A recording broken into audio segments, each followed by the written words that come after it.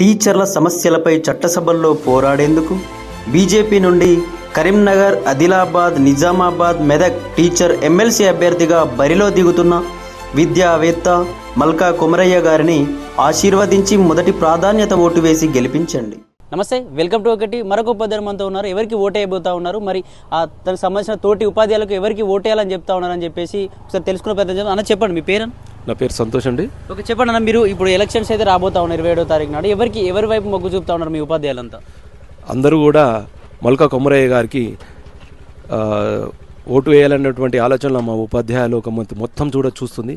దానికి ప్రధాన కారణం ఏంటంటే గతంలో ఉన్నటువంటి ఎమ్మెల్సీలు అందరూ కూడా ఏ ఎమ్మెల్సీ అయినా యూనియన్ నుండి గెలిచినది వెంబటే ఆ యొక్క ప్రభుత్వం కండువ కప్పుకొని వాళ్ళకు మోచేతి నీళ్ళు దాగుకుంటూ ఎలాంటి కూడా ఉపాధ్యాయుల సమస్యలు తీర్చకుండా ఉన్నటువంటి వారిని ఇక నమ్మదలుచుకోలేరు కనుక జాతీయ నాయకుడు, జాతీయవాది అయినటువంటి మల్కా కొమరయ్య గారికి ప్రధానంగా ఓటేయాలనేటువంటి మా ఉపాధ్యాయ లోకం ఇప్పుడు ఆలోచిస్తుంది. అలాగే పిఆర్టీ నుంచి మహేందర్ రెడ్డి కూడా ఎక్కువగా టీచర్ సమస్యలపైన పోరాటం చేసిండు. ఎందుకు అతనికి ఎందుకు మరి మీరు మొగ్గు చూపెట్టలేదు? టీచర్స్ ఎందుకు మల్కా కొమరయ్యని ఎందుకు? చూడండి, ప్రధానంగా వాళ్ళు చేసినటువంటిది ఏమీ లేదండి. ఏ సమస్య అయితే మీరు చేసిరని మీరు మమ్మల్ని అడుగుతున్నారు కదా, ఈ సమస్య తీర్చిందని చెప్పగలగండి. ప్రజల్లో వచ్చి మీ ఈ సమస్యను మేము తీర్చినామని చెప్పేటువంటి ధైర్యం వాళ్ళకి లేదు.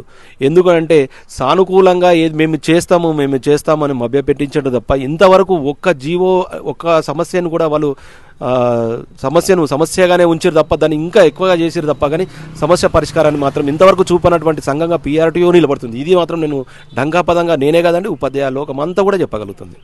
ఇంతకుముందు అయితే మీరు చాలా మందికి ఎమ్మెల్సీలకి సపోర్ట్గా చేశారు, గెలిపించినా కూడా ఇప్పుడు కూడా చాలా సమస్యలు వచ్చినా మీరు రోడ్లపై కూడా వచ్చారు. ఎప్పుడు ఈ సమస్యలు పరిష్కరించాలి, ఎప్పుడు కూడా శాసన మండలిలో మాట్లాడలే. మరి మల్కా కొమరయ్య మీ తరపున వాయిస్ వినిపించారని మీరు ఇట్లా ఎంత గట్టిగా ఎలా నమ్ముతున్నారు? అసలు చూడండి, ఇక్కడ లోకల్గా ఉన్నటువంటి మన తెలంగాణ ప్రాంతంలో ఉన్నటువంటి వాళ్ళంతా కూడా ఇక్కడ ఉన్నటువంటి ప్రభుత్వం ఏ ప్రభుత్వమైనా సరే, అది ఏ ప్రభుత్వంకైనా సరే, ఇక్కడ ఉన్నటువంటి వాళ్ళు గెలవగానే ఆ యొక్క పార్టీ కండవ కప్పుకొని వాళ్ళు చెప్పిన విధంగానే ఆ ప్రభుత్వం ఏదైతే నిర్ణయాలు తీసుకుంటుందో దానికి అనుకూలంగానే వాళ్ళు మాట్లాడతారు. కానీ ఇక్కడ మల్కా కొమరయ్య గారు అనేటువంటి వ్యక్తి జాతీయవాదం కలిగినటువంటి వ్యక్తి, బీజేపీ బలపరుస్తున్నటువంటి వ్యక్తి కనుక ఆయనను ఖచ్చితంగా నిలదీసేటువంటి ధైర్యము ఆ పార్టీకి ఉన్నది, ఆయనకు ఉన్నది కనుక మేము ప్రగాఢంగా ఆయనను మేము నమ్ముతున్నాం. అంటే ఆయన ఒక బీసీ లీడర్ కాబట్టి ఉపాధ్యాయులు ఎక్కువగా మధ్యతరగతి వాళ్ళు బీసీలు ఎక్కువగా ఉంటారని చెప్పేసి మీరు అతనికి మొగ్గు చూపుతున్నారని ఏమైనా అనుకోవచ్చు సార్? 100% సార్. ఈ రకంగా కూడా చూసినట్టయితే గతంలో ఉన్నటువంటి ఇవి కుల రాజకీయాలుగా మారకుండా వాస్తవానికి ఉపాధ్యాయులు అనేటువంటిది ప్రపంచానికి ఒక మార్గదర్శకంగా ఉండేటువంటి వ్యవస్థను కుల రాజకీయాలుగా చేసినటువంటి కొంతమంది పెద్దలతో ఇది చాలా తలపోటుగా అవుతుంది. కానీ ప్రస్తుతం మల్కా కొమరయ్య గారు బీసీ వర్గానికి చెందిన వ్యక్తి.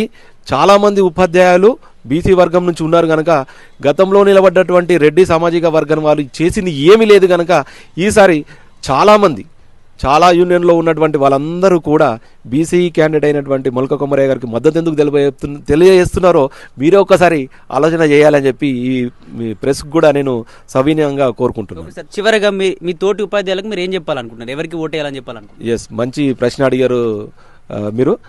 దయచేసి ఉపాధ్యాయ లోకం అందరికి కూడా నమస్కరించి తెలియజేస్తున్నాను.